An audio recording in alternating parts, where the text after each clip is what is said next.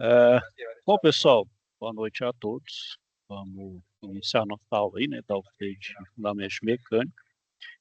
Bom, pessoal, então, assim, com relação aos conteúdos ali, eu abordei ali os pontos principais, né, as aulas a partir de agora eu vou começar a explorar um ponto a mais, eu vou explorar alguma coisa com algo mais de profundidade e também deixo também o espaço, caso vocês tiverem alguma dúvida, vocês falem também aqui comigo.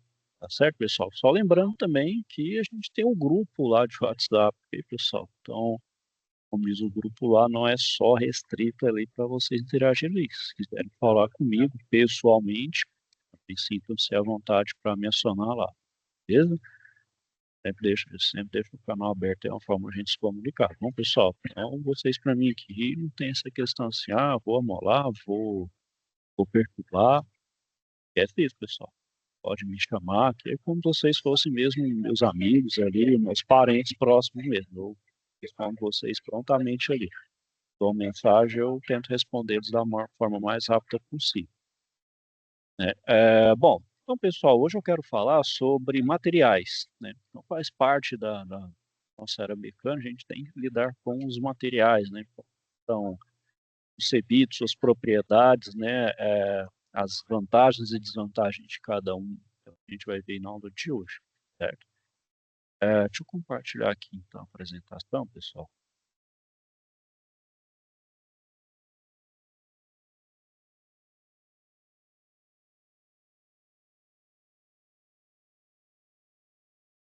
Bom, pessoal, então os tipos de material de maior importância que a gente tem para a da cerâmica, né? Claro que, né, à medida que a tecnologia mecânica, a gente fala muito no termo tecnologia mecânica, né? Porque a mecânica é uma ciência antiga, né? A gente sabe que ela é bem, bem antiga, porém, claro, ela não vai deixar de se atualizar, né? A gente sempre tem as tecnologias que vão avançando, né? Principalmente na área de processos, as máquinas térmicas, né? Tudo vai evoluindo. Em prol de quê? De melhoria de eficiência, alívio de peso, claro, né? E também materiais nobres, materiais novos também, né? À medida que a gente vai exaurindo alguns, outros vão surgindo. Então, por exemplo, na mecânica, quais são aí praticamente os quatro materiais que a gente maior importância? Então, são os materiais metálicos, os materiais cerâmicos, os materiais poliméricos, os materiais compósitos. Então, todos os seus materiais aí, pessoal, têm uma vantagem e uma desvantagem. Então, de certa forma, a gente não tem aquele dito assim, qual que é um material perfeito? Não existe. Todos eles vão ter ali suas qualidades, seus defeitos, né? E suas aplicabilidades, melhor local onde é aplicado ou não. Então, um material aí de maior abundância que a gente tem, pessoal, são os metálicos, né?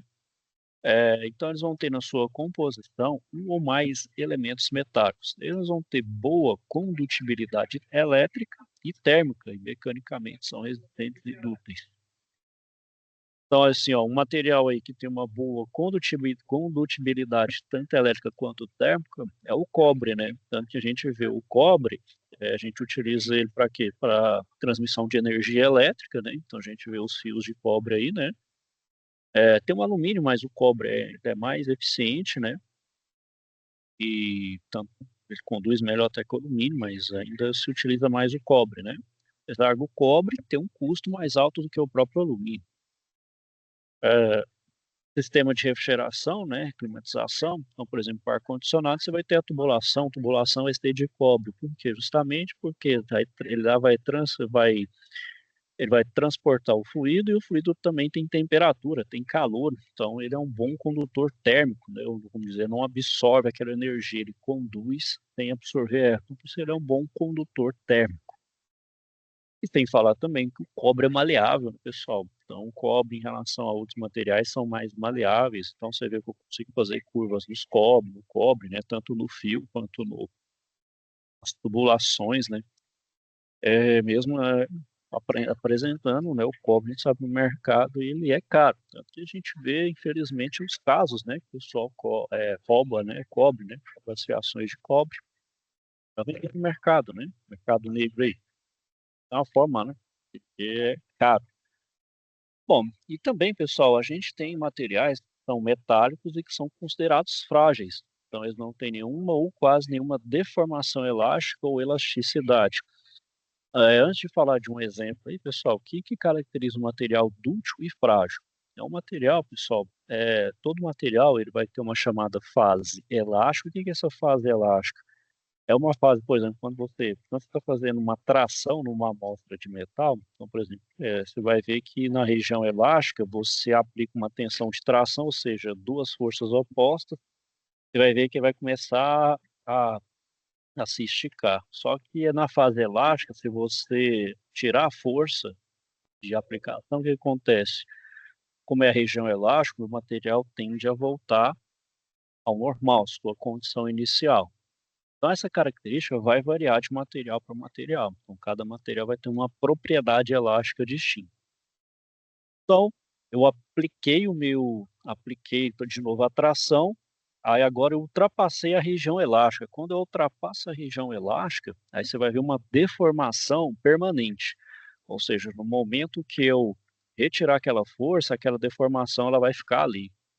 Essa deformação agora, a gente não chama ela mais de elástica, a gente chama de deformação plástica, né, então essa deformação plástica ela não volta mais.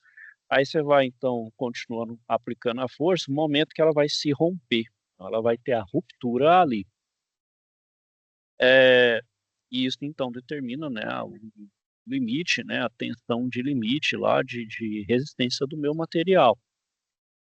Claro, vão ter material que vai resistir mais, ou seja, vai ter uma fase elástica maior, uma fase plástica maior e outros que não vão resistir pouco. Então, por exemplo, material cerâmico é muito frágil, material cerâmico você tentar tracionar ele vai quebrar rapidinho.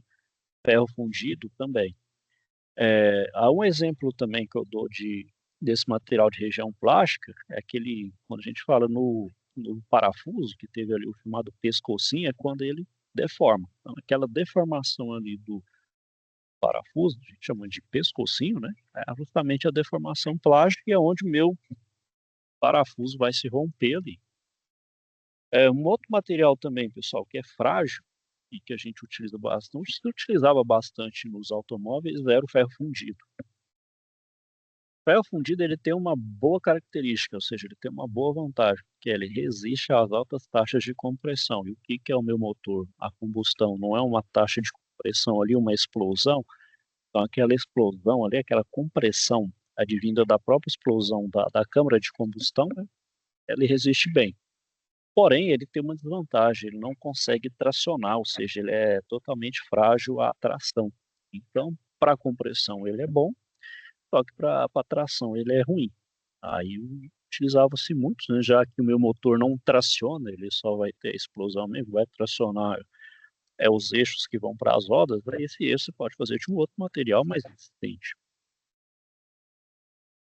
Só que o ferro fundido, pessoal, é o seguinte, ele é pesado, né, ele é difícil de usinar.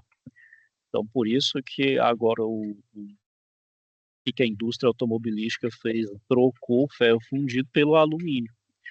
O alumínio é um material mais leve, mais resistente, ou seja, mais durável.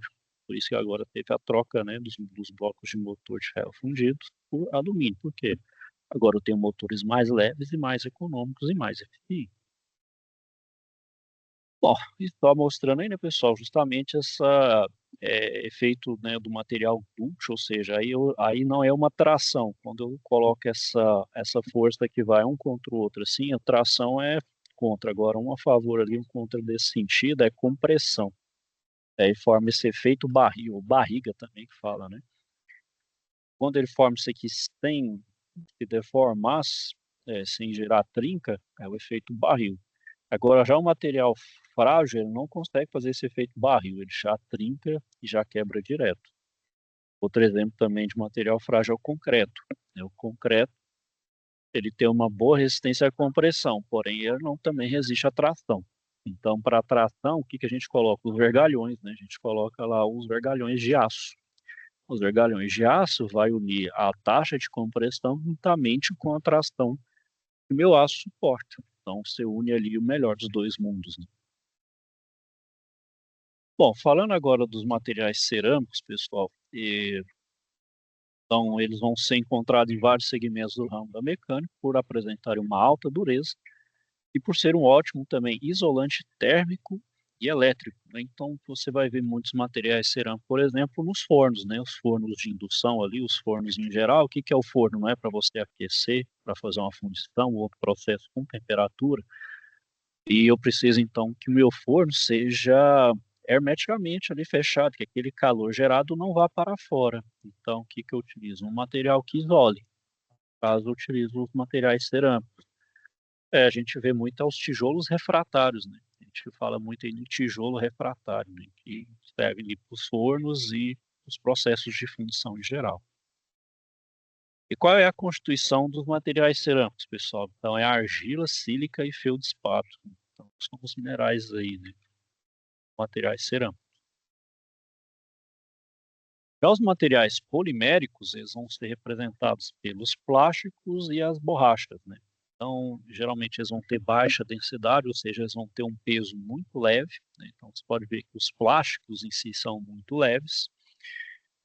Alguns, né, claro, vai variar. Geralmente eles têm propriedade isolante, por isso que a gente utiliza eles para, por exemplo, as borrachas, os polímeros para proteger ali o cobre, né? É, protege, protege ali da condução de corrente, né? E também é resistente à temperatura, dependendo, claro, do plástico. Tem alguns plásticos que vão ser mais resistentes, outros vão ser menos resistentes. Basicamente, a gente tem dois tipos de plásticos, né? Que é os termoplásticos e os termofixos, né? Então, o que seriam os plásticos termofixos, né? Seriam aqueles plásticos estruturais, né? Seria aquele para estrutura. Então, ele é feito para resistir, para virar uma estrutura. Então, ele é mais resistente a ele é mais resistente ali a algumas situações ali, forças, porém ele é mais frágil, só que ele não amolece fácil. Por exemplo, o termoplástico, você aquece, ele é mais maleável, você consegue derreter ele. Já o termofixo não, o termofixo você não consegue derreter fácil, ele tem um alto ponto de fusão. E qual que é outra característica também dos polímeros, dos plásticos, né, pessoal? É resistir a materiais ácidos, ou seja, pH abaixo de 7. Então, por exemplo, se eu estou numa indústria química, um processo químico, que eu lido com ácidos com pH ali próximo de zero, muito baixo, então o que que eu tenho que utilizar? Um material alternativo aos metais, no caso são os plásticos, né? Principalmente o ácido fluorídrico, né? O ácido fluorídrico, ele é extremamente reativo com metal, mas se eu colocar na presença de plástico, ele não reage. E qual que é a desvantagem, pessoal? A baixa dureza, né? Então, mesmo os plásticos termofixos ainda têm uma baixa dureza, né? Então, eles vão ser utilizados em algumas áreas estruturais, porém não é substituindo, por exemplo, as estruturas metálicas e nem, por exemplo, o concreto armado, né? Então, depende muito aí da ocasião, né? Bom, outro tipo de material que a gente tem, pessoal, os compósitos, né? Então, eles são compostos de, no mínimo, dois materiais distintos, né? Então, qual que é o objetivo dos compostos? É obter características especificamente térmicas, mecânicas, estruturais ou de consumo. Então, é aquele que eu uno dois materiais, que eu pego o melhor de cada um, uno os dois, eu vou ter, vamos dizer assim, o melhor de dois mundos, né? Então, qual que é o exemplo típico do material? Fibra de vidro. Então, você vê, por exemplo, alguns carros, né, feito com fibra de vidro. Então, a fibra de vidro era resistente, leve, né, por exemplo, utilizado para alívio de peso. Você vê muitos carros de corrida que tem estrutura metálica, mas então a parte estética dele vai ser fibra de vidro, para alívio de peso, né? Outro também, pessoal, é a fibra de carbono.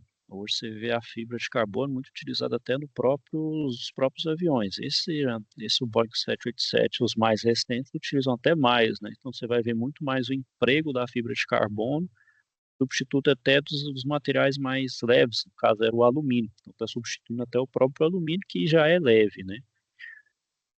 É, também o titânio. O titânio também tem uma certa leveza, só que o titânio tem um problema de usinabilidade muito grande. Por isso que é melhor você conformar ali, fazer uma forma e fazer os compósitos, né? Principalmente as partes com geometria mais complexa do avião, né? Então, por exemplo, aí no Boeing 787, ó, Então a gente tem praticamente o quê? Fibra de vidro, alumínio, composto de carbono, aço e titânio. Então lá, os compostos no avião já é 50% da estrutura do avião, não só a estrutura, mas tudo do avião já é compósito. 10% é aço, 15% titânio, 20% alumínio, 5% os outros materiais. Então o compósito ela dá essa característica aí de resistência, né? Bom, ah, falando então dos materiais ferrosos e não ferrosos, que são os mais abundantes na natureza, justamente o ferro, um dos elementos que tem de maior abundância. Bom, e como é que eu faço a transformação, né? Todo metal, pessoal, na natureza está na forma de óxido, né? Então eu preciso fazer uma transformação. Essa transformação passa por quê? Retirar, né? Fazer a redução, retirar o oxigênio e purificar, né? No caso, a gente chama o pessoal chama de beneficiamento do metal, né? Então, no caso do ferro, o minério de ferro vai ser transformado em ferro gusa. O controle da porcentagem de carbono, que é a adição e a adição de carbono vai também conferir algumas propriedades no meu metal, no meu aço. Que quando eu adiciono carbono junto com ferro, eu formo aço, né? Ferro mais carbono tem um aço. Então, dependendo da concentração de carbono, eu confiro mais dureza ou menos dureza no meu aço. Claro que quanto maior o carbono, mais duro fica, mais dureza, né? Então, por exemplo, o ferro fundido já é um caso de aço. Por que não de ferro fundido? Porque ele já tem uma concentração muito grande de carbono, já chama de ferro fundido. Então, o objetivo é ter diferentes tipos de aço. Então, no mercado aí, comercialmente, você vai ver vários tipos de aço. A gente tem o aço 1020, a gente chama aí de aço doce, tem aço 1030, 1045, tem aço 4340, enfim, ferro fundido, nodular branco cinzento. Vai ter uma ampla faixa aí de aços, né? Cada um com suas características e, claro, cada um com sua aplicação. Então, por exemplo, o ferro ele vai ter grande parte das ligas metálicas, devido às suas propriedades mecânicas e químicas, porque isso é um custo baixo de fabricação, né? Então, a aciaria, né, na verdade, a fundição, né, a metalurgia, principalmente da obtenção do aço, é bem antigo, né? Então, já é bem mais fácil fazer essa extração, essa transformação. Bom, e na natureza, então, pessoal, a gente tem dois tipos de minérios, né, que vai dar origem ao ferro, né, ao aço, que é a hematita e a magnetita, né? A magnetita vai ter propriedades magnéticas, né? Bom, pessoal, e que é importante também sobre os metais ferrosos, eu preciso saber quais são as ligas que a gente utiliza para confeccionar as peças e sobressalentes dos equipamentos. Então, por exemplo, aí a gente tem uma codificação com os aços que é voltado para a ferramenta, os aços que é voltado para a construção mecânica, os aços com carbono, né, e ferros fundidos e os aços inoxidáveis. Então, parece umas bandeiras, né? Mas na verdade essa codificação aí com cor aí, esse tipo de desenho símbolo, mostra então a identificação, né? Até para poder, por exemplo, vamos supor que vocês trabalhem numa aciaria, né? Numa metalurgia e vai produzir os tarugos. Não tem como se olhar na cara ali, não sei que a pessoa seja muito bom de ouro e falar, esse aço aqui é um 1020, esse é um 1045. Não tem como. Então você tem que padronizar, você tem que etiquetar, ó, esse aqui é um aço 1020, esse aqui é um ferro fundido, esse é um aço inoxidável. Você identificar, senão você mistura lá, qual é qual? Só você fizer alguns testes, fazer um teste de tração, aí você tem que fazer os testes destrutivos, né? Ou fazer algum tipo de teste destrutivo ali para saber a propriedade mecânica, para aí sim você ter uma noção de qual metal você está lidando ali, né? Então, pensa, dá um trabalhinho, porque para fazer esses testes você tem que padronizar os corpos de prova, você tem que retirar a amostra, você tem que fazer todo um procedimento, não pode também fazer de qualquer jeito. Aí você fala, achamos aqui, fizemos um teste de tração. Esse aço aqui é um 1040, esse aqui é um ácido inoxidável 410. Justamente para poder etiquetar, né? Eu falo assim, né, pessoal, vamos comprar um aço 1020. Não, você sabe que ele é aço é 1020, né? Porque agora se você tiver vários, e aí, qual que você sabe qual que é um 1020, um 1045, né? Então, justamente, essas cores são pintadas nas extremidades das barras do aço. Por isso que é na forma de redondo, que é lá na ponta do tarugo que você, né, faz essa coloração para saber de qual se trata. Isso que parece bandeira.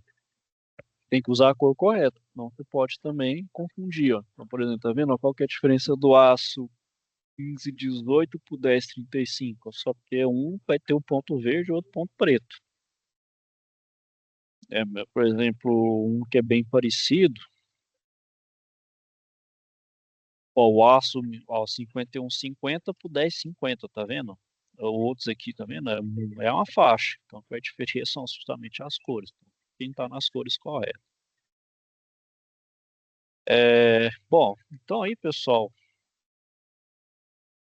então a gente tem essa identificação, né, justamente das ferramentas para construção mecânica, aço carbono, ferro fundido e o aço inoxidável.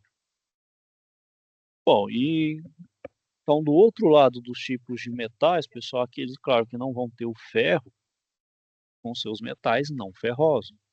Então a gente tem o bronze, cobre e o alumínio, que são os mais utilizados entre os metais não ferrosos, né? A gente vai ter outros também, mas não vai ter com a mesma abundância e também não se utiliza tanto, que, por exemplo, é o tungstênio e mais alguns outros. Bom, e também, pessoal, esses metais não ferrosos, assim como os aços, também formam as ligas, né? Só que aqui, claro, são as ligas não ferrosas de dois ou mais metais em um só produto, onde, claro, não vou ter o ferro envolvido aqui nesse caso. Eu tenho exemplo do bronze, do alumínio e do cobre. Bom, e além desses materiais, pessoal, a gente também esses são os materiais encontrados na natureza, mas eu também posso ter materiais sintetizados, né? Sintetizados ali em laboratório, em processo fabril. São os materiais sintéticos, né? Então, por exemplo, o nylon e o acrílico são exemplos desse tipo de material, né? Então, perdão, a gente utiliza o acrílico e o nylon nas mais variadas aplicações, né? O acrílico, por exemplo, é um bom substituto do vidro, né? Então, ele não é tão frágil igual o vidro, ele vai ter a mesma transparência, né? Utilizado aí, né? Utiliza aí, você quer fazer um processo mecânico com transparência, ou seja, para todo mundo ver o processo, você substitui a parte que cobre ali por acrílico, e vê lá para mostrar o processo, por exemplo. É, Bom, e por que que a gente fabrica esse tipo de material?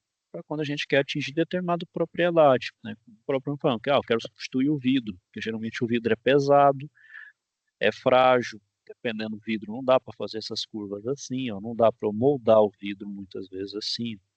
O acrílico tem uma moldabilidade, né? O vidro é só naquele momento que você está fundindo ele, depois não tem jeito mais de você fazer qualquer outra mudança. O acrílico aqui, dependendo, eu consigo ainda fazer algumas mudanças, por exemplo, aplicando calor nas pontas aqui, ó. Consigo fazer alguma mudança. Qual que é a desvantagem, né, pessoal, dos sintéticos? É degradação ao meio ambiente, né? Então, por exemplo, o acrílico, o nylon, são materiais de difícil decomposição no meio ambiente. Claro, hoje a gente tem os materiais aí que a gente chama de biodegradáveis, né, que facilita essa questão da degradabilidade, ou seja, eles não ficam centenas de anos a fio, né? Então a gente vê muito essa questão aí desses materiais do plástico também, sim, nos oceanos, né? Você vê aí no oceano tem aquelas verdadeiras ilhas, né, de lixo, e vão ficar aí fácil uns 400 anos, né? São materiais que são difíceis de decomposição, demora aí 400, 500 anos aí fácil para decompor. Então, enquanto isso, eles vão continuar poluindo os rios e mares, né, a nossa água aí. Só água, terra também. Além disso, né, pessoal, tem toxicidades. Vamos queimar. Gera muita toxina, muito tóxico. E também essa questão de ser eliminado na natureza, né? Então, por ter uma estabilidade química muito boa, favorece o quê? Sua não degradação. Então, o desafio dos pesquisadores, né, pessoal que pesquisa material, o quê? Criar material sintético, né, que sejam de rápida eliminação, que sejam, ou seja, biodegradáveis e que também sejam úteis para descarte, né? Então, por exemplo, o plástico, né? Alguns plásticos eu consigo reciclar eles, né? Por exemplo, os termoplásticos eu consigo reciclar 100%. Agora, por exemplo, os plásticos termofixos eu não consigo reciclar eles, só uma parte. Porque se eu reciclar totalmente, eu perco as propriedades, mas do material a gente chama de material virgem, né? Então, você não vai ter as mesmas propriedades no material novo, material virgem. Aí você vai ter problema. Então, você não consegue reciclar totalmente. Você pode ter um acréscimo e também ter um limite. Se você ultrapassar esse limite, você começa a ter piora, por exemplo, em desempenho de propriedade, né? Propriedade estrutural. Bom, e além disso, né, pessoal, também a gente tem os materiais naturais, que são aqueles disponíveis na natureza. Então, a gente tem os de origem animal, então, por exemplo, a seda, couro, né, o couro, sem ser, claro, sintético, o vegetal, a madeira e a borracha, ou mineral, que é o cobre, o ferro e a argila. Então, os minerais, pessoal, vão ter maior importância na mecânica devido às suas vastas aplicações, né? Então, eles vão sofrer alterações pelos processos físicos ou químicos chamados manufaturados, né? Então, eles, vamos dizer assim, na natureza estão como matéria-prima, manipulo eles, né? Faço ali o processo, aí no final tem um produto manufaturado. Na verdade, é o processo industrial, isso é a manufatura de um material ali, de um conjunto de materiais onde eu vou passar por um processo que vou transformá-los e agregar valor, né? Eu vou ter um material ali no final, acabado, vou atender uma demanda e com valor agregado. É um intuito, né? Mesmo pode ser mesmo um simples material, um material mais mesmo um produto mais simples ou um produto mais complexo. Então, por exemplo, o chumbo, quando a gente tira o chumbo da natureza na sua forma bruta, a gente transforma ele em projétil para armas. Então, a gente cria um material manufaturado. Isso vale para qualquer material que a gente esteja estudando, né, pessoal? E assim como o chumbo também, inúmeros outros minérios também são transformados em produto, acabado para atender necessidades de aplicação em situações bem específicas, ou seja, dessas aplicações em que equipamentos e processos nas aplicações, equipamentos e processos industriais satisfazendo interesses comerciais, atendendo demandas, né? É a razão de ser da indústria, né? A indústria ali fabrica um produto em escala, barato, acessível para atender uma demanda. Também para ela ter se autossustentar ali, ela poder atender o mercado. Claro que ela não vai morrer abraçado com aquilo, ela vai sempre estar inovando, entendendo o mercado e atendendo as novas demandas. Por exemplo, geralmente isso aqui, né, claro que vai ser para uma indústria bélica. Países que não, assim, não vai ter tanta guerra assim, né? No caso do nosso país, vai fazer sentido. A gente usa o chumbo para outros, né? Para outros processos, né? Para atender os interesses comerciais, né? Então, seja da indústria em si ou para atender a indústria para atender a demanda. Bom, pessoal, então todos esses materiais aqui vão ter propriedades, a gente chama de propriedades físicas, né? Que a gente chama também de resistência, propriedade de resistência dos materiais. Então, cada material vai ter sua resistência específica. E dentro da resistência, pessoal, né, dentro dessas propriedades, a gente vai ter alguns nomes que a gente viu aí durante a aula. Então, por exemplo, primeiro é ductilidade. Então, o que que é ductilidade? É a propriedade que o meu material tem de se deformar antes de romper. Então, o meu material ele pode sofrer uma deformação, pode ser ela permanente ou não, ou seja, aquela deformação pode voltar ao normal. Ou, por exemplo, são as chapas ali do nosso automóvel, né? Então, tem algumas chapas ali no nosso automóvel, dependendo da batida, ele amassa, mas uma pancada ali volta ao normal. Porém, se você bater uma certa velocidade, a certa energia, essa energia então vai deformar e ele pode amassar. Então, aí já não volta mais ao normal. Aí você tem que amansar, né, fazer aquele acabamento. Então isso chama-se de ductilidade. Aí, claro, vai ter um momento que essa chapa ela quebra, ela rasga, então aí é quando ela se rompe. Até o momento que ela não se rompe, a gente chama de ductilidade. O contrário da ductilidade, ou seja, aquele material que vai ter baixo ou nenhuma deformação, a gente chama de material frágil. Então, por exemplo, o material dúctil que a gente utiliza em abundância é o alumínio. A gente vê, né, pessoal, o alumínio, as latinhas de alumínio tem muita resistência. Você pode amassar, é muito material muito leve. Então a ductilidade dele é muito alta. É difícil no alumínio fragilizado, só se for por um processo de fundição errado ou algum problema no próprio material ali, no ponto de vista de microestrutura, né? Bom, a outra propriedade física que a gente determina no material, pessoal, é a dureza, né? Então a gente tem os processos, né? Então a gente tem vários tipos de dureza. Então a gente tem a dureza Brinell, Rockwell e Vickers. Então, por exemplo, o ensaio Brinell de dureza era através de uma carga aplicada ao material. A gente vai ter um material que a gente chama de penetrador, né? Então ele vai ter um diâmetro e causa tipo um carimbo. Essa marca ali, essa calota esférica vai determinar justamente tanto que esse penetrador entrou na peça, aí ele vai ter uma profundidade, vai dar ali a propriedade de dureza. O ensaio Rockwell é um dos métodos mais utilizados na indústria, que acontece a partir da diferença entre a profundidade causada por duas cargas de valores pré-definidos. Então, a carga deve ser aplicada sobre uma superfície limpa, né? Então, todo ensaio tem que fazer com a superfície limpa, né? Que acaba sendo um pré-requisito. Após alguns segundos, a carga pode ser retirada, né? Ou seja, você aplica ali o identador, né? Que é o marcador ali, e ao mesmo tempo que você marca ali na peça, ele gera o valor aqui, ó, de dureza. Então, pode ser feito novamente para chegar a um valor final da dureza.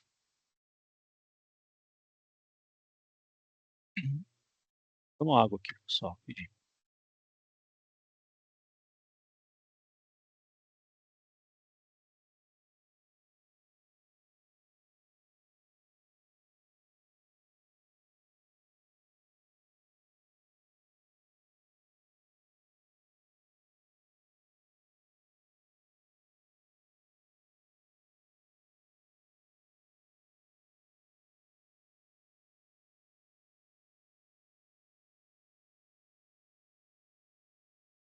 Bom, então, o ensaio Vickers, né, pessoal? Que é um ensaio de dureza, vai ser um método que vai utilizar ali como penetrador um pirâmide de diamante, né?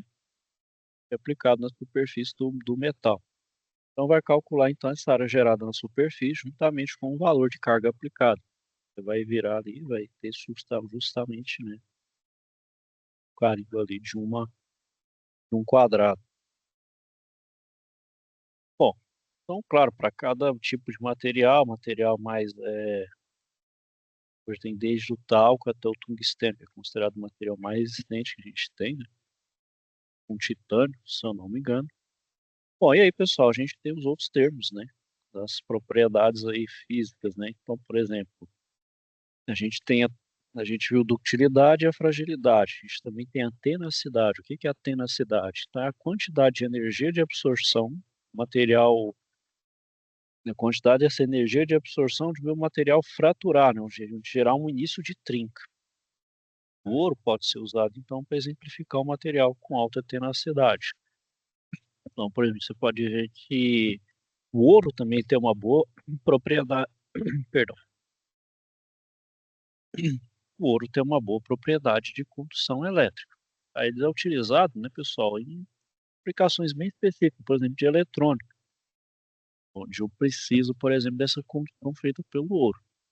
Claro, você não vai usar o ouro, né, pessoal, para condução interna elétrica normal, né? E já é extremamente caro, pensa. Ou já rouba cobre, imagina, já rouba cobre, imagina roubar ouro. E, imagina, não teria nem poste mais. E outra é a resiliência, né, pessoal? A resiliência também é uma propriedade que os metais possuem, os materiais, não os metais, né, todos os materiais em si, vai possuir em acumular energia quando submetidos à força externa, apresentando ou não deformação. Bom, pessoal, outra propriedade que a gente tem aí é o modo de elasticidade. Ah, lembra que eu falei para vocês, pessoal? Justamente, ó, a gente faz um teste lá de tração, ó. Então a gente tem essa parte linear aqui, ó, que é justamente a fase elástica. Aí no momento aí, ó, por exemplo, a gente tem a chamada lei de Hooke, vou falar dela aí. Então quando a gente passa da fase não linear, aí o que é a fase plástica, onde o material se deforma e não volta ao normal. Aí ele vai até no momento, ele vai ter um ápice, vai diminuir até o momento que ele rompe. Então, cada material vai ter esse gráfico distinto. Materiais frágeis não vai ter muito esse aqui, vai ter muito essa área plástica, e nem uma região linear muito grande. Pode ser que seja uma região linear muito pequena e já até rompe aqui, ó. Talvez nem tenha uma fase plástica. Cerâmicos, os materiais cerâmicos são típicos com de ter esse comportamento. Então, vai ser uma fase linear muito pequenininha, elástico muito pequeno e já se rompe. Bom, e essa parte, então, linear, pessoal, por ser linear, então, é como se fosse uma linha aqui, né? Essa linha, a gente consegue determinar o módulo de elasticidade. Cada material vai ter esse seu módulo, que é a razão entre a tensão, aqui é a tensão, pela deformação, né? A deformação é em metros, né? O metros ou milímetros. Então, aqui a gente tem o elemento alfa, que representa chamado módulo de Young, ou módulo de elasticidade do material. Então, se a gente pegar aqui, ó, se a gente pegar, por exemplo, o alfa é aqui o ângulo. Essa linha maior aqui, por exemplo, é a minha tensão. E essa outra linha aqui é a minha deformação. Opa, isso aqui não é um triângulo retângulo? Isso aqui não é um ângulo, que é o alfa? Bom, se é um triângulo retângulo, então essa linha que está oposta ao ângulo é o cateto oposto. E o que está junto ao ângulo é o cateto adjacente. Ó, se é cateto oposto sobre cateto adjacente, que é justamente a tensão pela, é, pela deformação, aqui, ó. Então, eu tenho justamente o módulo de elasticidade, que é a tensão pelo alongamento, né? No caso ali, a módulo de elasticidade, né? A gente tem um módulo de elasticidade ali, né? Eu esqueci o nome, na verdade, não é módulo de elasticidade, pessoal. É deformação. Módulo de elasticidade pela deformação. Então, pessoal, considerando dois materiais, comparar dois materiais, aquele que mais se deformar, sofrer na mesma carga, terá menor módulo de elasticidade, né? Então, se aquele que deforma mais rápido, ele vai ter, claro, que uma região elástica menor, na qual, então, E é a constante de proporcionalidade, o sigma é a tensão, e o epsilon é o alongamento, né?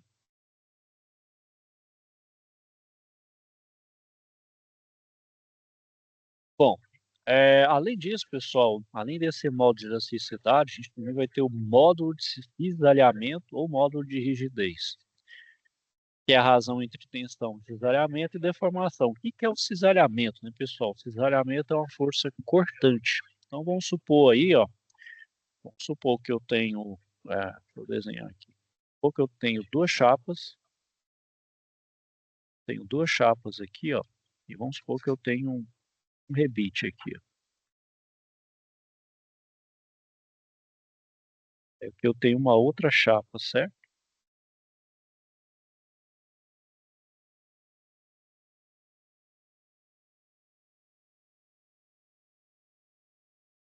Então, pessoal, quando eu aplico uma força para cá e uma força para cá, então se eu estou aplicando uma força em direção contrária nas chapas, o que que vai atender a esse rebite? Ele vai tender a querer cortar o rebite, né? Então, a força que está tendo aqui, ó, que vai gerar aqui, é uma tensão na face na face aqui do meu pino, ou do meu parafuso, rebite, vai ser uma força de cisalhamento, que vai tender a cortar, vai querer cortar, né? Então, esse é um chama de força de cisalhamento. É um processo também que faz por cisalhamento, chama de punção, né? Quando a gente tem uma chapa ali, aí bota um punção, aí tem uma chapa aqui, coloca um punção, e esse punção vem aqui, ó, e ele meio que ele cria uma força cortante. Vai fazer o quê? Ele vai cortar essa chapa, como se estivesse cortando mesmo, só que a frio. A expulsão corta essa chapa. Também é uma força cortante, é por tensão de cisalhamento. Bom, então, isso gera, por ter uma força de cisalhamento, a gente também vai ter uma tensão de cisalhamento, né, que vai relacionar com a força aplicada paralela a uma superfície, onde gera deslizamento em relação a outra superfície. Bom, a outra propriedade que a gente tem, pessoal, é a fluência. O que que é a fluência? É a propriedade que o meu material possui de se deformar plasticamente, ou seja, é, é a propriedade que ele vai possuir para ter aquela deformação plástica que não volta mais, né? Ou seja, ele sofre uma deformação permanente. Nesse caso, o que que vai denominar, né, que vai determinar essa fluência? Dois fatores, tempo e temperatura. Vai ser primordial aí nessas duas variáveis que vai influenciar diretamente, então, na análise dessa propriedade. E pessoal, então era isso que eu queria falar com vocês aí hoje. Alguém tem alguma dúvida aí, algum questionamento, alguma atividade, alguma dúvida? Professor, Oi, pode falar. esse material que você passou hoje, ele tá na nossa apostila? Agora eu não estou lembrando se eu peguei da apostila, mas eu posso deixar disponibilizado com vocês depois. Lembrando aqui. Beleza.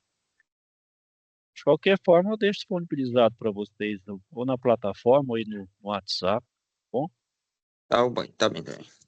Beleza? Que é só esse aqui, pessoal, é só um material extra aí, só uma coisa extra aí para falar com vocês aí, certo? É, que a gente vai ter ainda mais umas duas aulas, né, nas próximas semanas depois a gente volta em agosto, né?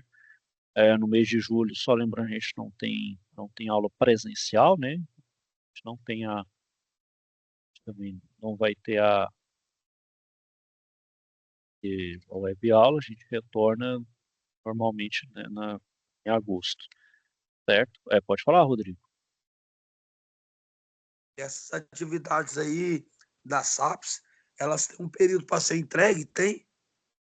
Olha, E eu, o bom- eu gostaria de o senhor explicar se essa SAP 2, a atividade 2 da SAP 2, SAP 2, atividade 2, beleza, vamos retomar ela aqui.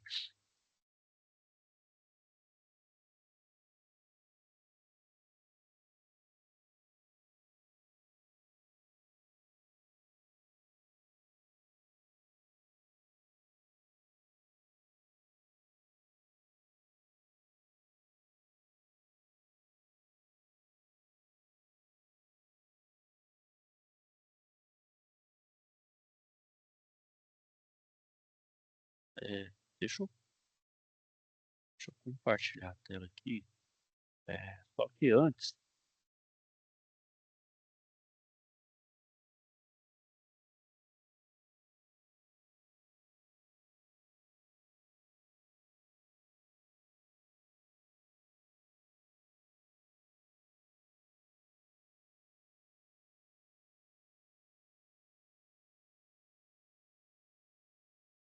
compartilhar a tela aqui.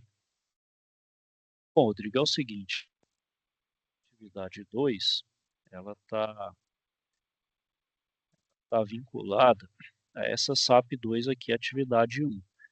E lembra aquela que você tinha que localizar lá as 7 condições inseguras? Então, a partir dessa figura aqui, você vai marcar aqui nessa avaliação de 5S segurança, que essa aqui é a atividade 2, certo? Conforme ali a figura, você vai fazer um sim ou não. Então, por exemplo, todas as ferramentas estão posicionadas e organizadas em local adequado e claramente identificados? É, não, né? Você vê que tem aqui, tá espalhado, aí você marca um não. Olha lá, todo ativo, máquina, dispositivo, mesas, ferramentas bancadas que estão na área, estão em uso nesse momento, você pode ir marcando aqui. Aí eu não tem um gabarito aqui, viu, Rodrigo? Você pode ver aqui, não tá, né? Pode avaliar e falar, não tá. Aí você vai só marcar aqui. Aí você marcou, fez as marcações, ele vai falar aqui, ó, somar o total de pontos daqui e daqui, das colunas sim, você vê tantos pontos aqui, você vê essa nota final. Cada um acho que é um ponto. Só fazer a marcação e somar os pontos aqui. Aí você pode fazer à mão, se quiser usar isso aqui como modelo, pode. Fique à vontade aí. Tá bom, Rodrigo? Conseguiu entender aí a SAP 2, atividade 2? Entendi, sim. E a SAP atividade um, ela parte do princípio sobre as NR, não é? Sobre você colocar, tipo, tá faltando colocar uma faixa zebrada, aí você coloca qual NR. É basicamente isso a atividade? Pode, mas não acho que não precisa nem fazer referência a NR, não. Você só vai falar, eu acho que na outra SAP lá é uma furação de bancada. Você vai fazer a furação em uma furadeira de bancada. Acho que você só vai relacionar os EPIs lá. Acho que nem precisa identificar NR, não. Até porque a NR que vai falar dos EPIs todos vai ser a NR6, né? Então nem precisa indicar NR, só indicar os EPIs mesmo, né? Precisa, certo? Certo, obrigado. Nada, mais alguém aí, pessoal? É, Professor, Oi, pode falar, Gustavo. quando a gente fez a nossa primeira aula aqui, foi dito que as aulas iam ficar gravadas, só que às vezes eu venho cá e procuro essas aulas e as aulas nunca estão aqui na plataforma. É porque eu geralmente vou colocando elas já no dia seguinte, acho que na aula passada, por ter sido feriado, eu não colo, acho que uma aula, seria a aula do dia 3. Acabei não colocando ela aqui, eu acho que. E para mim só aparece a aula de integração só, que a gente fez com a Ó, monitora. não, ó, porque você vê, olha só, eu vou até compartilhar a tela aqui para mostrar para vocês. Para vocês estar pelo menos enxergando isso aqui, porque a sala, tá vendo? Ó? Então tá aqui, ó lá, videoaulas, ó. Vem aqui em videoaulas, ó, Ah, tá vendo? então é aí que tem que ir. Videoaulas. Talvez Não, estava agora em entendi outra sim. aba aí, né? Falta só colocar a aula do dia 3, eu acho que eu coloquei ela. Não, certinho. Certinho? Aí eu vou jogar as duas, dessa de semana passada e a de hoje. Certo. Certinho? Mais alguém, pessoal?